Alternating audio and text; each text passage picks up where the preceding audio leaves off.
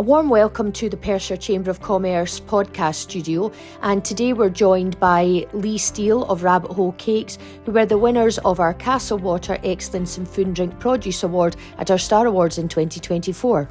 Hi Lee, thank you so much for coming in and joining us. It's a pleasure to see you again. I haven't seen you since the Star Awards, although I have been in your shop buying your lovely produce. We're going to talk a wee bit about Star Awards and what the future holds for Rabbit Hole Cakes, but would you be good enough to give us a wee summary of what your business is about? Yeah.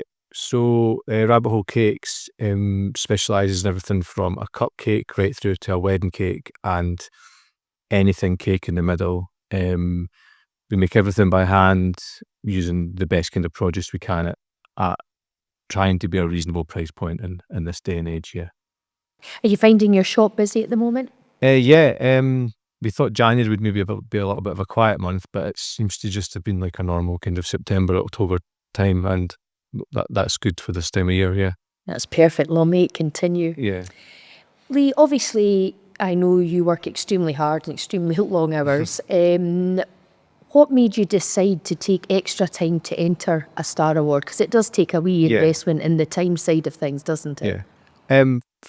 For me and Emma, we're aware of how many fantastic food and drink producers there is in and around Perth. So to just kind of not go up against them, but to be in the same category and even nominated with them for us was just a massive draw, because people may be going about like Devon and Cornwall as having like the food producers of the UK, but when you break down Perth, it's such a vast area, and it's got some amazing producers. We just felt like we have to see if we can even just make the shortlist and jump in at it, really. Brilliant.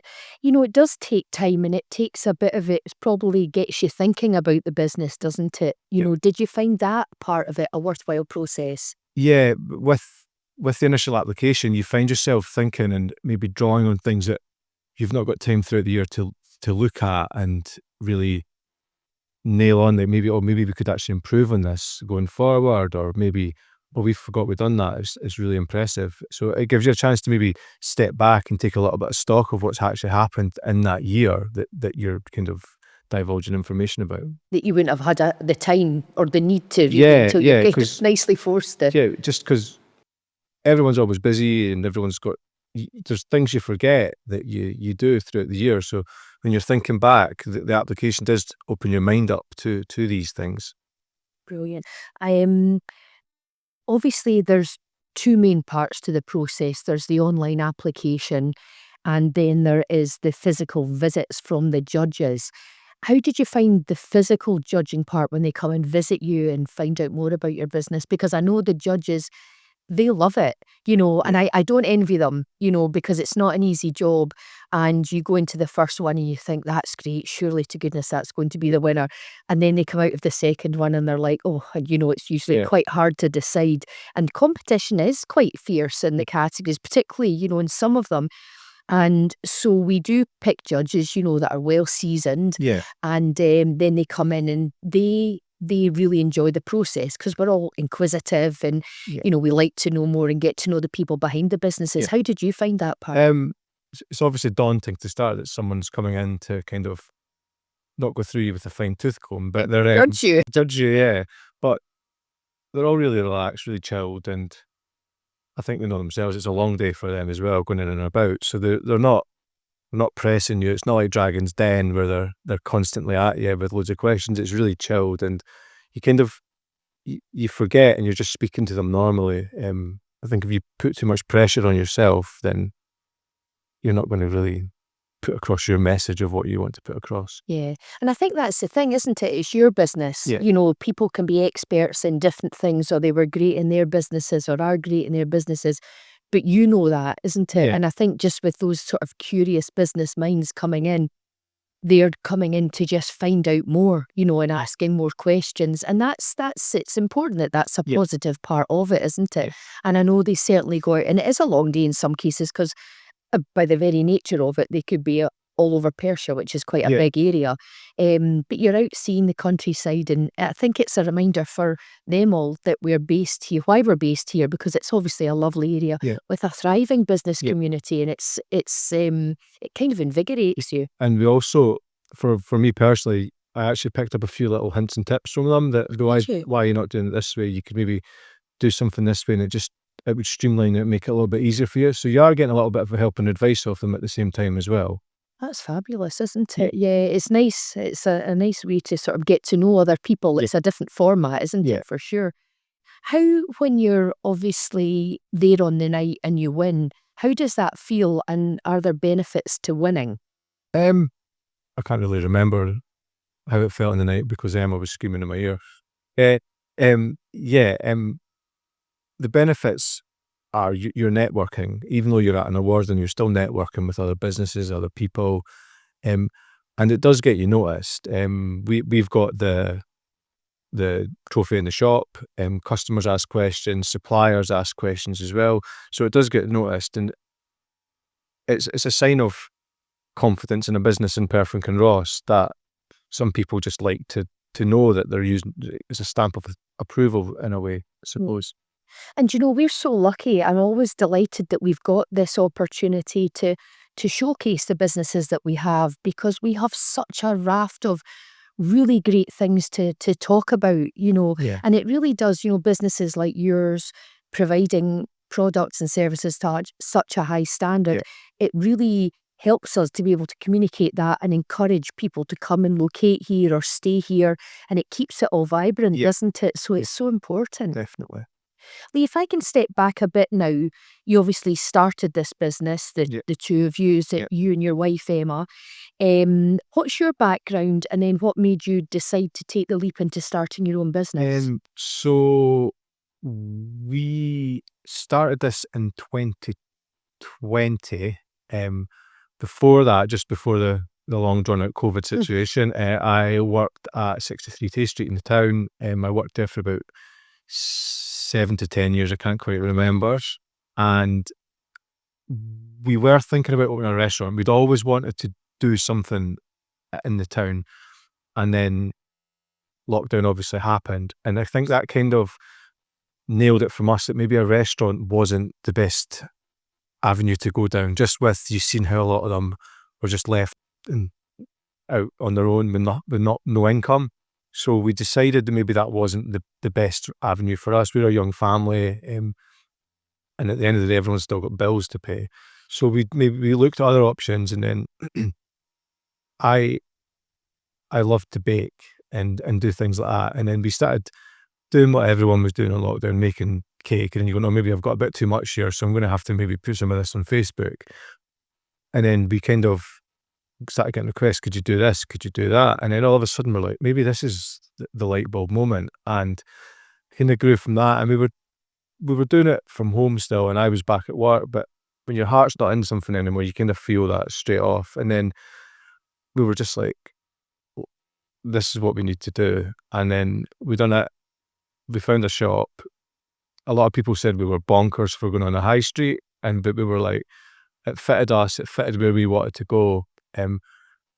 So we just kind of, with no like business head sense at all on us, just went and spoke to a letting agent and just said, this is what we want. And it's kind of transformed into this now. And then we opened November 2021, just before lockdown kind of 2 happened. So yeah, and then we've kind of grown from that, and it's just got better and better. We've now got 5 members of staff. We're looking to bring on a 6th one, and then we'll just see how it goes this year. We're really excited about this year. We've got lots of plans happening and things like that, but it just seems like everything's still going in the right trajectory. Yeah, and it was meant to be. And credit to you for taking that plunge and just knowing, and like you say, when you've crossed the line and you've found your thing, I'm glad that there is some positives that come out of that time that we won't mention again, but it's time to focus and really, and then go for it. But it's not for the faint-hearted, is it? No, you've got to love what you do, I feel. If you don't, if your heart's not in it, then I don't think, especially just now, because we've seen how hard it is, and even like buying things like butter and stuff. It's doubled in price in the last 6 months for us. If your heart's not in it, you're not going to love it, and you're just going to not throw the dummy out, but throw the pram away maybe, and just that'll be you. Yeah, it takes probably every ounce of your being, doesn't Yeah. it, to get through it all. Yeah. What are you finding you did talk about one there, the price of products and things like that. What other challenges are you seeing at the moment? For us as a business, our stock costs at the moment are astronomical. So for instance, last January we could buy 10 kilos of chocolate at £56. Now it's £137 for the same product. That's down to climate change and poor harvests over in Africa and things like that. So for me personally, I never really got the climate change thing, but over the last couple of years, I've really seen how it does affect like food on your plate, and it's starting to come into like daily lives now. Is really interesting. It's going to play out over the next few years.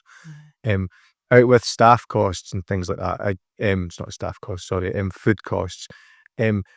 Just the economic situation just now as well. People are always worried about their electricity bills and if they've got enough money to go out and have a treat. So just maybe a little bit of stability moving forward in the economy would be really, really good.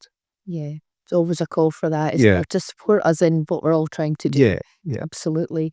I think it's funny when you see it does all come home to roost, doesn't it? Obviously, the environment and the effects of that, and also global wars and things. And we don't realise where we get certain products from the world, or any blockages in rivers for containers and things coming over, like fluctuating prices. It's not even close. 100, 150% increases. Even like at the moment, just yesterday, there doesn't seem to be any eggs anywhere because of bird flu. Oh, so we went to get eggs. There was no eggs. So what do you do? So we had to go to Asda and empty Asda.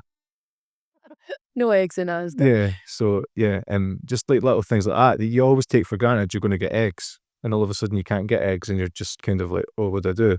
And that comes back to that business thing of what did you do? You've got I need eggs. If I don't have eggs, I can't bake. And then and it's your livelihood.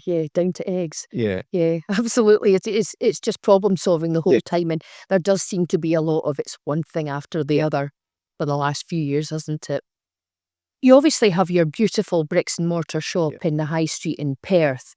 Where else can people get your products? Do you supply others? Do you go to is there other avenues for us to shop in? So we've got we do a small amount of wholesale customers in and around Perth and Kinross. You've got the Blackwatch Castle, you've got the Rose House on St John Street, I think. We've got the Strawberry Farm out on the way to Blairgowrie. The Spar and Schoon is a new one we've recently taken on at the end of last year.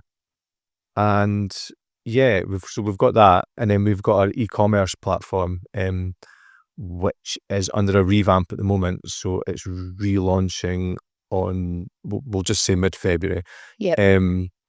And you're able to order online before 1 o'clock, and it's with you the next working day. That's got over 80 products on it just now. But we'll have 80 products on it. So that's massive for us. That's opening up UK wide, which is really exciting for like a small Perth business to be able to do that. Yeah, absolutely brilliant. What you obviously have a range of products that you have. I don't know how many products you would have like on sale or how it works. I don't know either. Lost count. You're always innovating, are you? How would you decide what to create and sell at what time? Yeah, so we always have our core kind of brownies and blondies that will never change. Like a Biscoff brownie, a Jammy Dodger blondie, Nutella cookie. They are mainstays. They'll never come off. Out with that, we try very, very hard to work seasonally. So at the moment, we're waiting for Yorkshire rhubarb to come in. Nice. But we're a few weeks off that. At the moment, we're kind of lumbered with like maybe carrots, parsnips, and some beetroot. You have to get creative. So carrot cake's a mainstay at the moment. As it comes into the summer, obviously, Perthshire's massive for its berries and things just become easier to make. So yeah, that's an exciting time for everyone. But at the moment, we're just waiting on rhubarb. We've got some blood oranges and things like that that we can use in things. But yeah, It's great. Going to be a bit nosy now and ask you what your best seller is, and then also what your own personal favourite is. best Then I'll share mine. seller I would have to say is the Jammy Dodger Blondie. So it was the first thing we ever made, and it stayed on, and it sells out every day. That's good.